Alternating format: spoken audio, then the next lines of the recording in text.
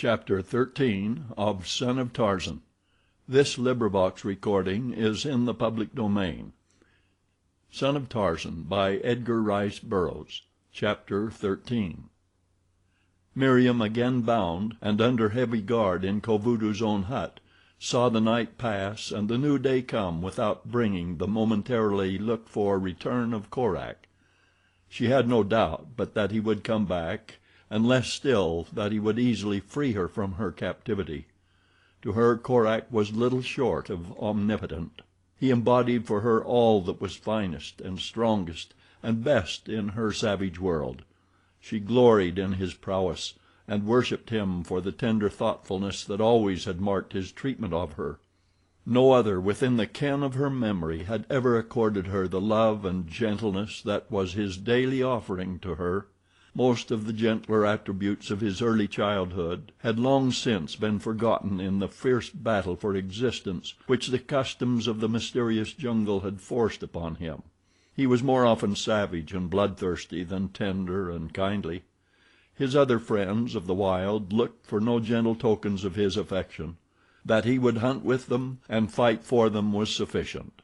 If he growled and showed his fighting fangs when they trespassed upon his inalienable rights to the fruits of his kills, they felt no anger toward him, only greater respect for the efficient and the fit, for him who could not only kill but protect the flesh of his kill.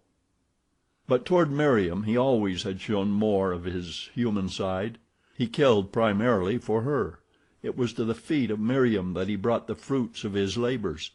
It was for Meriem more than for himself that he squatted beside his flesh and growled ominously at whosoever dared sniff too closely to it. When he was cold in the dark days of rain, or thirsty in a prolonged drought, his discomfort engendered first of all thoughts of Meriem's welfare.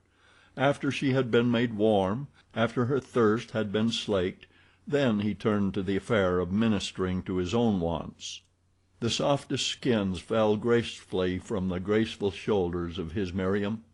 The sweetest scented grasses lined her bower, where other soft, furry pelts made hers the downiest couch in all the jungle. What wonder, then, that Meriem loved her Korak? But she loved him as a little sister might love a big brother who was very good to her. As yet she knew not the love of a maid for a man.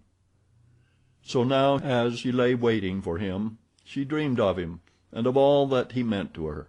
She compared him with the Sheik, her father, and at thought of the stern, grizzled old Arab she shuddered. Even the savage blacks had been less harsh to her than he. Not understanding their tongue, she could not guess what purpose they had in keeping her a prisoner. She knew that man ate man, and she expected to be eaten. But she had been with them for some time now, and no harm had befallen her. She did not know that a runner had been dispatched to the distant village of the Sheik to barter with him for a ransom. She did not know, nor did Kovudoo, that the runner had never reached his destination, that he had fallen in with the safari of Jenssen and Malbin, and with the talkativeness of a native to other natives had unfolded his whole mission to the black servants of the two Swedes. These had not been long in retailing the matter to their masters, and the result was that when the runner left their camp to continue his journey, he had scarce passed from sight before there came the report of a rifle, and he rolled lifeless into the underbrush with a bullet in his back. A few moments later Malbin strolled back into the encampment, where he went to some pains to let it be known that he had had a shot at a fine buck and missed. The Swedes knew that their men hated them, and that an overt act against Kovudoo would quickly be carried to the chief at the first opportunity. Nor were they sufficiently strong in either guns or loyal followers to risk antagonizing the wily old chief. Following this episode came the encounter with the baboons and the strange white savage who had allied himself with the beasts against the humans. Only by dint of masterful maneuvering and the expenditure of much power had the Swedes been able to repulse the infuriated apes, and even for hours afterward their camp was constantly besieged by hundreds of snarling, screaming devils. The Swedes, rifles in hand, repelled numerous savage charges which lacked only efficient leadership to have rendered them as effective in results as they were terrifying in appearance.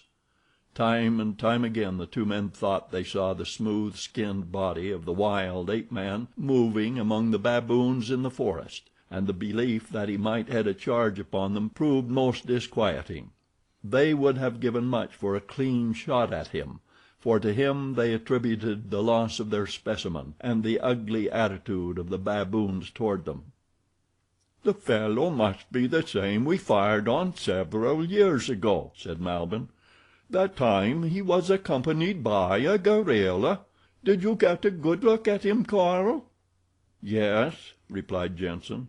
"He was not 5 paces from me when I fired at him. He appears to be an intelligent-looking European, and not much more than a lad. There is nothing of the imbecile or degenerate in his features or expression, as is usually true in similar cases, where some lunatic escapes into the woods and by living in filth and nakedness wins the title of wild man among the peasants of the neighborhood. No, this fellow is of different stuff, and so infinitely more to be feared. As much as I should like a shot at him, I hope he stays away. Should he ever deliberately lead a charge against us, I wouldn't give much for our chances if we happened to fail to bag him at the first rush." But the white giant did not appear again to lead the baboons against them, and finally the angry brutes themselves wandered off into the jungle, leaving the frightened safari in peace. The next day the Swedes set out for Kovudoo's village, bent on securing possession of the person of the white girl whom Kovudoo's runner had told them lay captive in the chief's village. How they were to accomplish their end they did not know. Force was out of the question, though they would not have hesitated to use it had they possessed it. In former years they had marched roughshod over enormous areas, taking toll by brute force even when kindliness or diplomacy would have accomplished more. But now they were in bad straits, so bad that they had shown their true colors scarce twice in a year, and then only when they came upon an isolated village, weak in numbers and poor in courage. Kovudoo was not as these, and though his village was in a way remote from the more populous district to the north, his power was such that he maintained an acknowledged suzerainty over the thin thread of villages which connected him with the savage lords to the north. To have antagonized him would have spelled ruin for the Swedes. It would have meant that they might never reach civilization by the northern route. To the west the village of the sheik lay directly in their path, barring them effectually.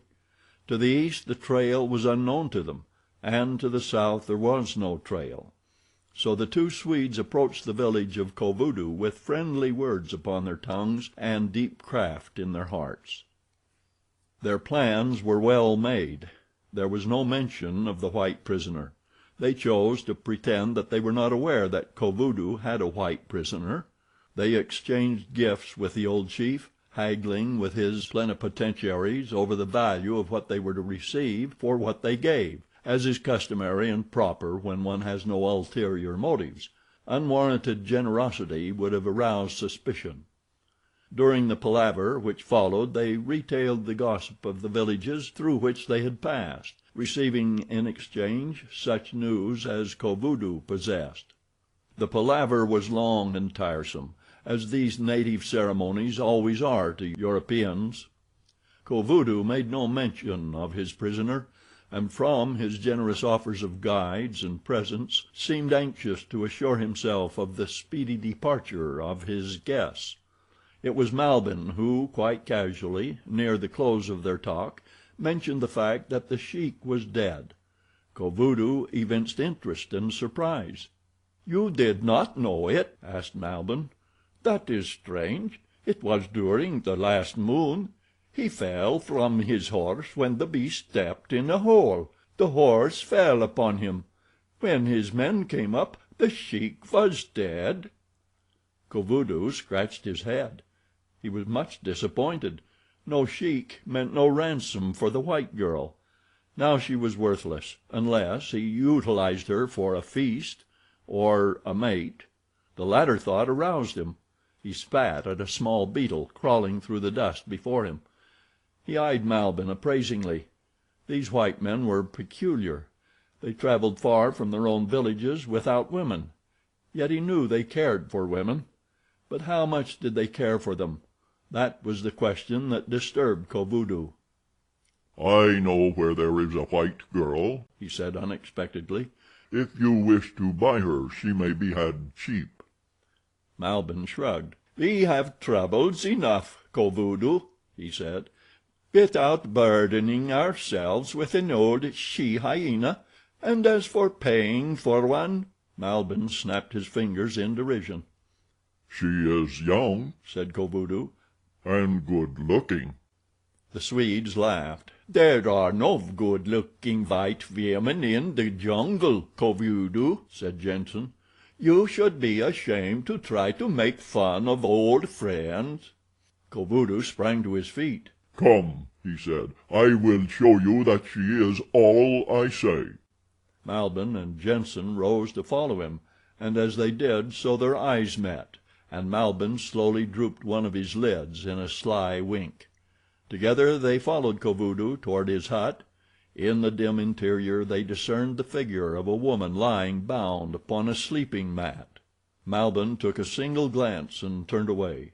"She must be 1,000 years old, Kovudoo," he said as he left the hut. "She is young," cried the savage. "It is dark in here. You cannot see. Wait, I will have her brought out into the sunlight."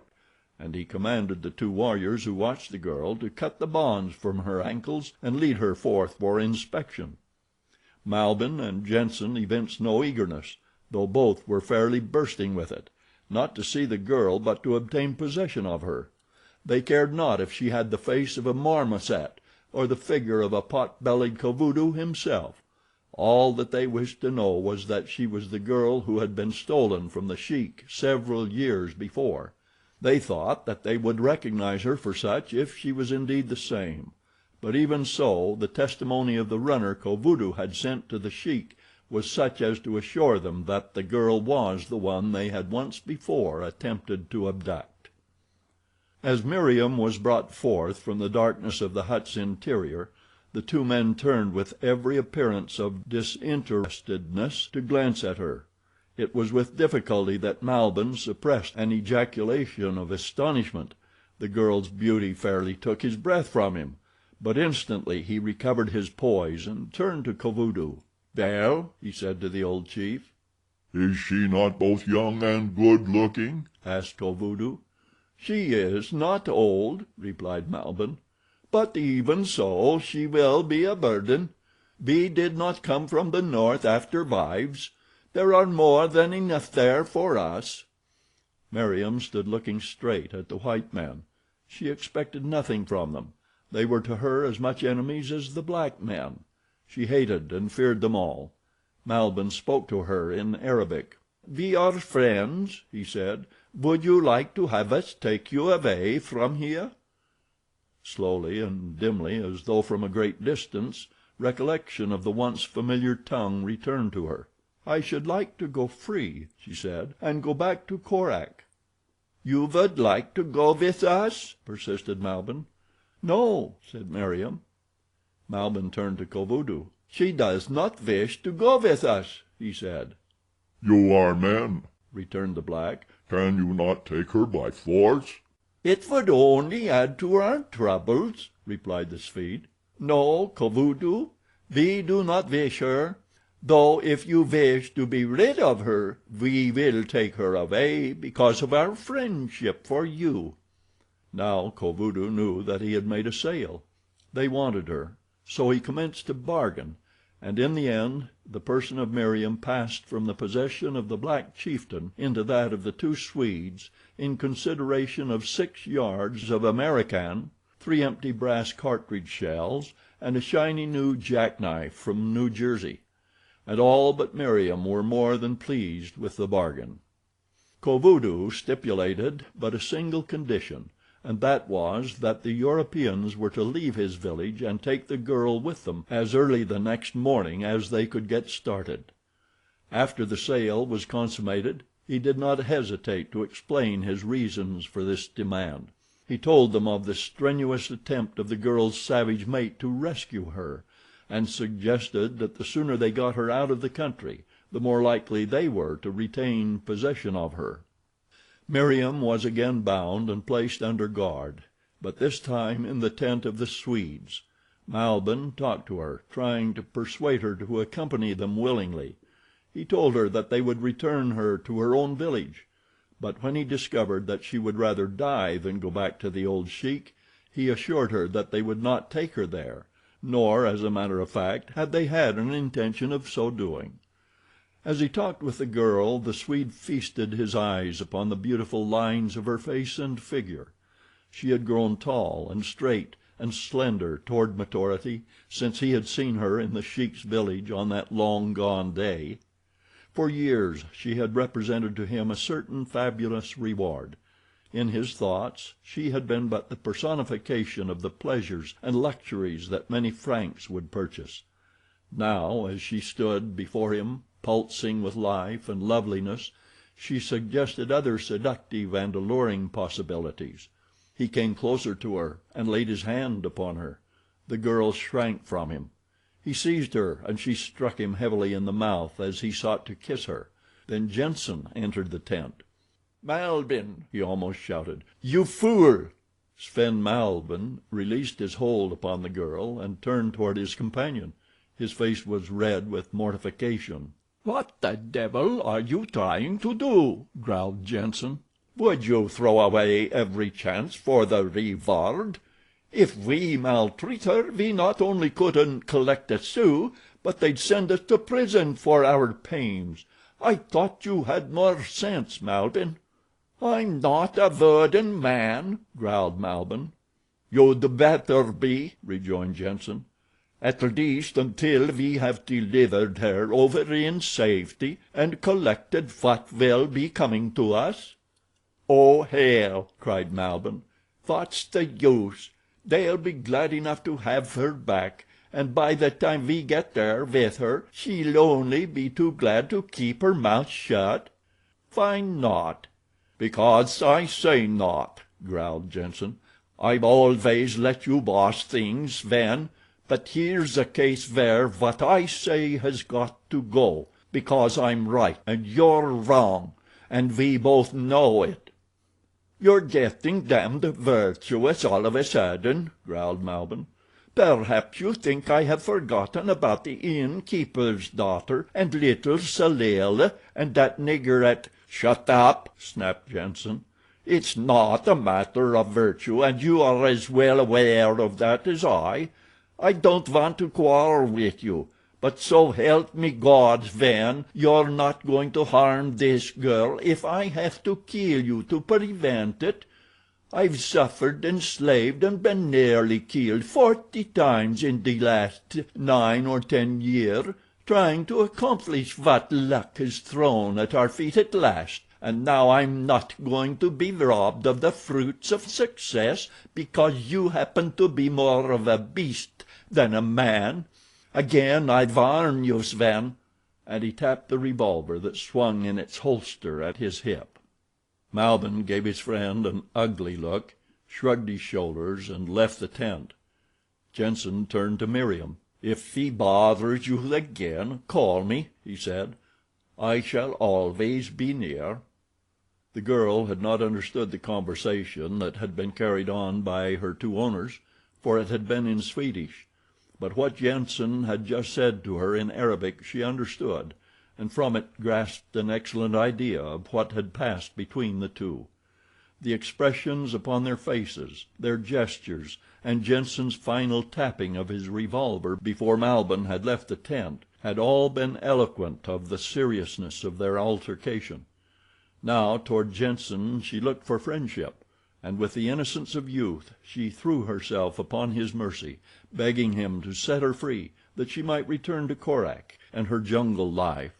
But she was doomed to another disappointment, for the man only laughed at her roughly and told her that if she tried to escape she would be punished by the very thing that he had just saved her from. All that night she lay listening for a signal from Korak. All about, the jungle life moved through the darkness.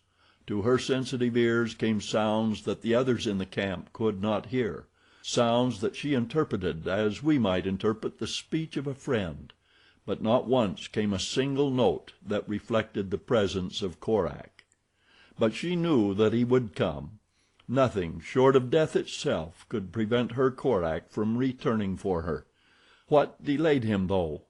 When morning came and the night had brought no succoring Korak, Meriem's faith and loyalty were still unshaken, though misgivings began to assail her as to the safety of her friend. It seemed unbelievable that serious mishap could have overtaken her wonderful Korak, who daily passed unscathed through all the terrors of the jungle.